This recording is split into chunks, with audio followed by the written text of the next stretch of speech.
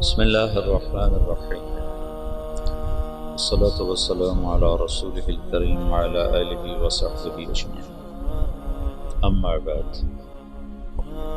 انسان میں ہدایت اور گمراہی دونوں کے لیے پوری طاقت موجود ہے۔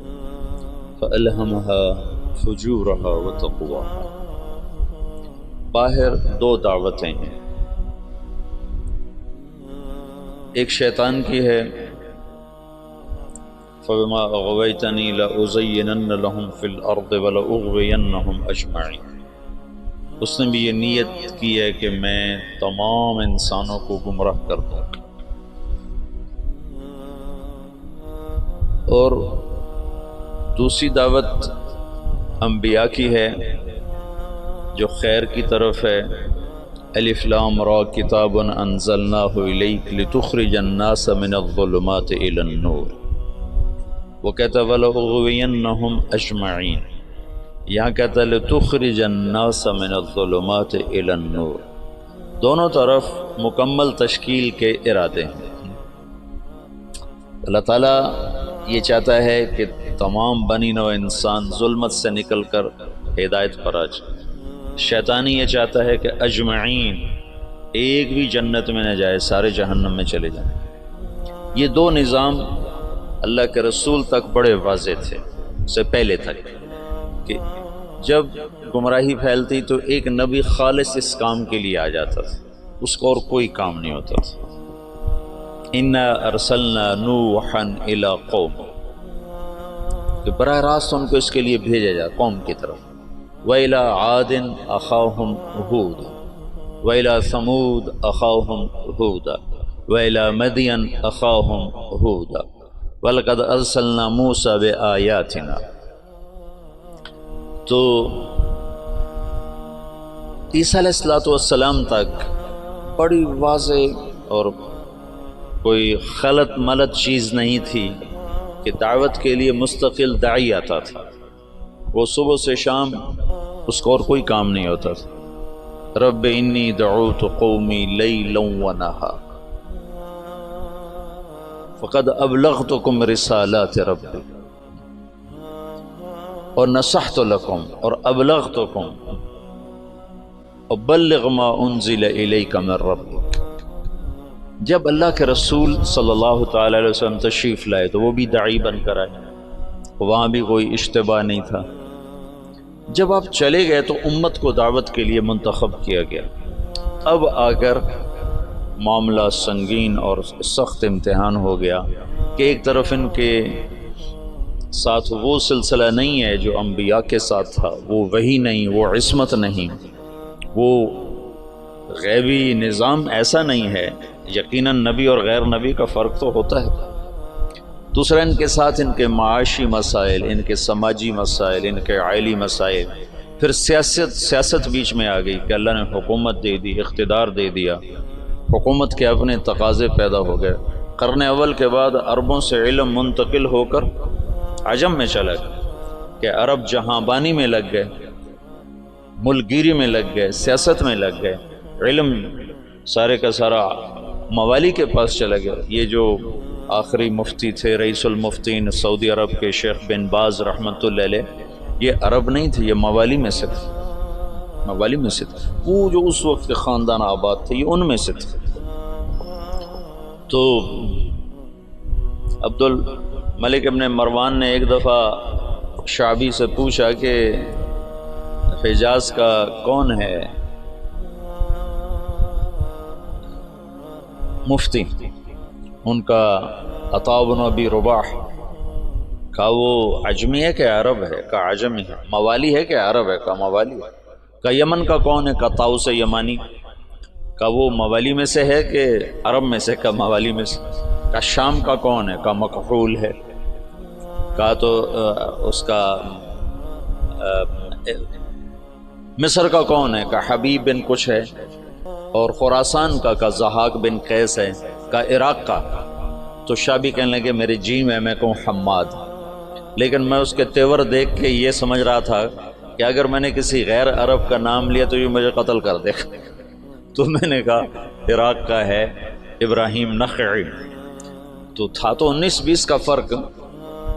ابراہیم نخعی بھی بہت بڑا نام ہے، لیکن شعبی کہتے ہیں میری ترجیحات تھیں حماد کے لیے، لیکن مجھے ڈر لگا کہ یہ مجھے مار دے گا. تو جب میں نے کہا ابراہیم نخعی تو اس نے کہا تو نے میرے اوپر سے ایک بوجھ ہٹا دیا. اب اگر تو کسی موالی کا نام لیتا تو میں مر جاتا.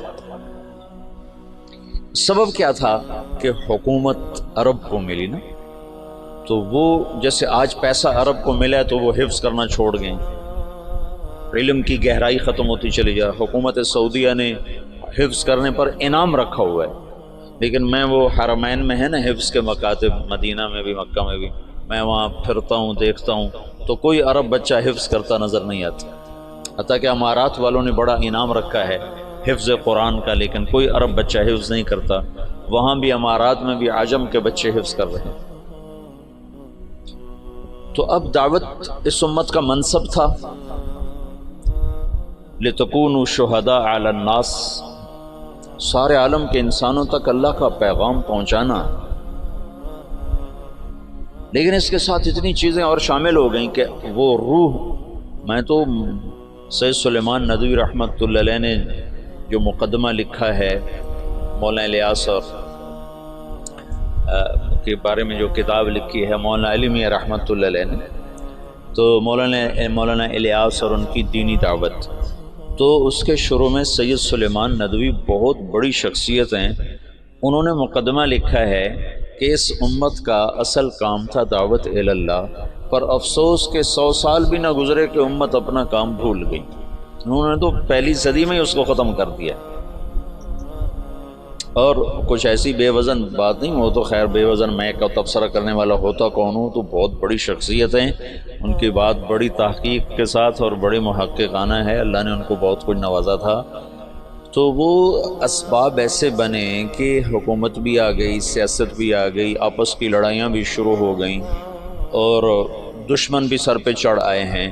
تو جو روح دعوت تھی لِتَكُونُوا شُهَدَاءَ عَلَى النَّاسِ، کتنی واضح بات تھی کہ تمہارا کام لوگوں تک پیغام حق کی گواہی پہنچانا ہے، پیغام حق لوگوں تک پہنچانا تمہارے ذمے ہے. اور کنتم خیر امت اخرجت للناس، یہاں بھی للطالبین نہیں تھا، للطلبہ، نہ للطالبین نہ للطلبہ نہ للمریدین کہ شیخ صرف مرید کا فکر کر رہا ہے. ایک شیخ اپنے مسالکین کا، اپنے مریدین کے فکر میں، ایک مہتمم اپنے طلبہ کے فکر میں ہے.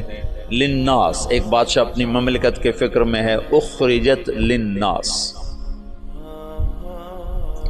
تو ایسا بھولا. یہ سارے اسباب میں نے 2-3 دن سے آپ کو امت کا سیاسی پس منظر بتائے کہ وہ کیا اسباب تھے جس سے روح دعوت ماند پڑ گئی. اگر یہ دین کی حفاظت کا اللہ نے وعدہ نہ کیا ہوتا تو صحابہ کے بعد اس میں تحریف ہو جاتی، جیسے پہلوں نے کر دی تھی ہم بھی کر گئے تھے. یہ تو اللہ نے کہا اِنَّا نَحْنُ نَزَّلْنَا الذِّكْرَ وَإِنَّا لَهُ لَحَافِظُونَ، میں اس کا حافظ ہوں.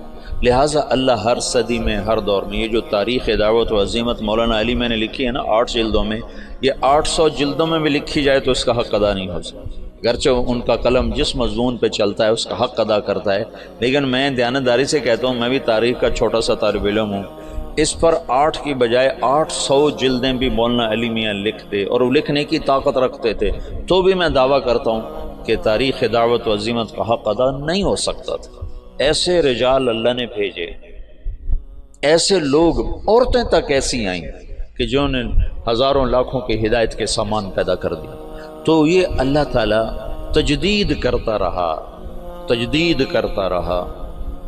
کہ اسلام کو اللہ نے باقی رکھنا ہے جب تک سورج مغرب سے نہیں نکلتا. ہمیں کوئی مٹا نہیں سکتا، چونکہ اللہ نے اسلام کو باقی رکھنا ہے، اور اسلام کے باقی رہنے کے لیے مسلمان کا باقی رہنا ضروری ہے.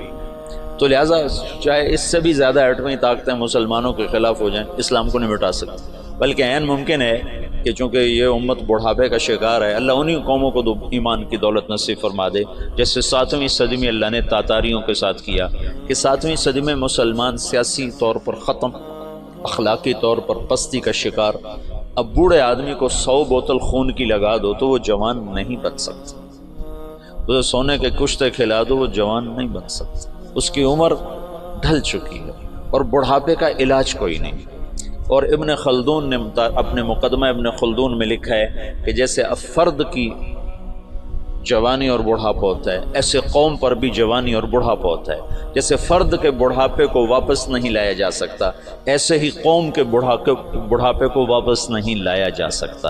یہ بات تو ابن خلدون کی۔ اگلی بات میں کر رہا ہوں کہ قوم بڑھاپے کا شکار تھی اور نظام ٹوٹ چکا تھا، تو جتنے قائدین مصلحین کھڑے ہوئے وہ شان و شوکت مسلم کو واپس لانے کی دعوت لے کر کھڑے ہوئے۔